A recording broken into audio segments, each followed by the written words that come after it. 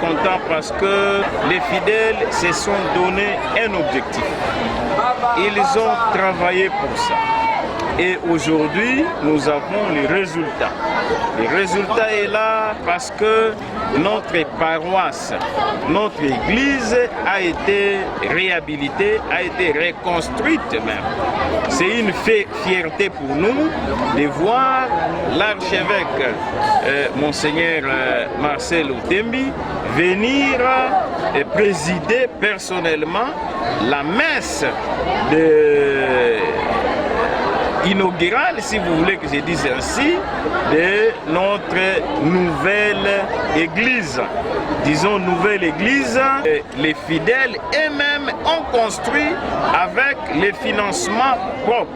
C'est une preuve d'engagement des fidèles qui veulent se prendre en charge et prendre l'église en charge pour que nous puissions avancer. C'est une preuve que dans d'autres domaines, si nous nous battons, nous allons réussir. Nous avons été élus par les peuples, justement, pour tous ces problèmes.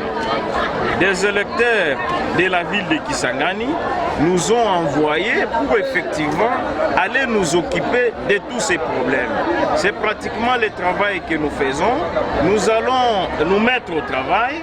Nous allons poser les problèmes au gouvernement. Nous, en tant qu'élus du peuple, nous allons tout faire pour que la solution soit trouvée par rapport à ces problèmes. Je viens de le dire ici que déjà avec la régie des eaux, j'avais posé les problèmes au gouvernement et le gouvernement m'a jusqu'ici répondu favorablement. Il y a eu toute une liste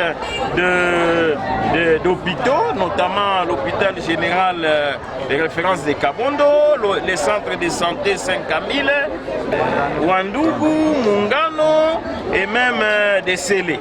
Alors, j'ai même parlé des centres de santé de la paroisse Saint-Joseph là-bas. Alors, ces problèmes-là ont été déjà pris à bas le corps par les gouvernements. Je crois que dans les jours qui vont suivre, en tout cas, la solution sera trouvée d'abord par rapport au problème de la régie des eaux. Et après, nous sommes en contact permanent avec le DG de la SNEL sur la question électricité. Vous savez que dans l'ensemble de la ville de Kisangani, c'est une préoccupation aujourd'hui. Nous sommes en train de discuter avec lui.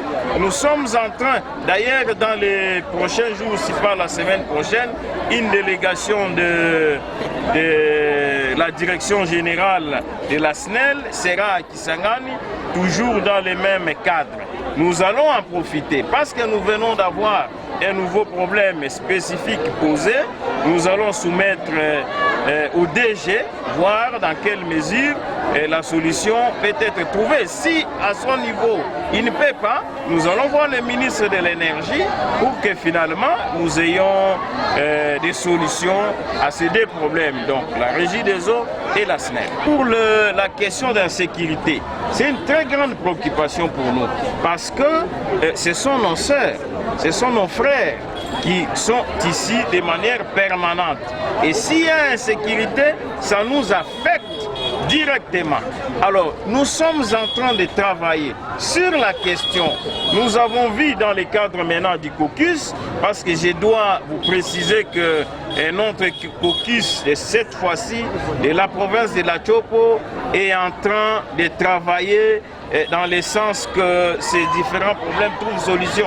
Et il y a une bonne politique adoptée maintenant par l'ensemble des députés qui sont très engagés pour ces problèmes. Alors pour l'insécurité, nous avons discuté avec le ministre de l'Intérieur il y a quelques jours où nous avons posé les problèmes de Lubunga spécifiquement, mais aussi de l'ensemble de la ville, parce que l'on constate que le banditisme urbain est en train de prendre de l'ascenseur.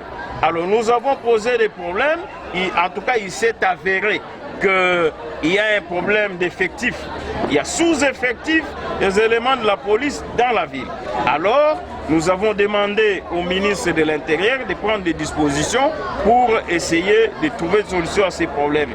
Il nous a rassurés il nous a rassuré que le gouvernement, dans un programme, est en train de former ces jours-ci les éléments de la police. La ville de Kisangani en bénéficiera aussi. Donc je pense que le problème est posé. La prochaine session, si le problème n'est pas, si la solution n'est pas trouvée, ça sera l'une des questions que nous allons poser encore une fois au gouvernement. Cette fois-là, ça ne sera plus dans le cadre des consultations telles que nous le faisons régulièrement avec les membres du gouvernement, mais ça sera maintenant dans le cadre de l'hémicycle, dans le cadre de l'Assemblée nationale. Là, ça prendra une autre allure. Donc nous pensons que dans les prochains jours, le gouvernement va prendre des dispositions qui s'imposent pour trouver une solution à ces problèmes. Je voudrais en profiter par votre micro pour lancer un appel.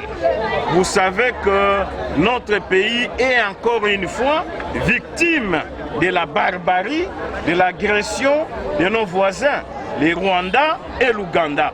Vous n'oubliez pas que ici dans cette ville, nous avons été victimes d'une guerre atroce dans cette ville où les Rwandais et l'Ouganda sont venus s'affronter ici, tuant ainsi plus de 1000 citoyens congolais dans la ville de Kisangani. J'appelle la population de la ville de Kisangani à avoir une attitude de compassion envers nos frères qui souffrent aujourd'hui à l'est du pays. Les enfants n'étudient pas.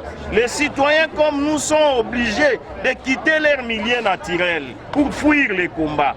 Alors j'appelle la population de la ville de Kisangani à demeurer vigilants, à être mobilisés, unis pour faire un chèque à ces barbares, à ces Rwandais, Ougandais qui veulent encore une fois continuer à endeuiller notre pays. Il n'y a que nous-mêmes qui allons défendre notre pays. Nous devons nous mettre en tête que personne d'autre ne viendra le faire pour nous.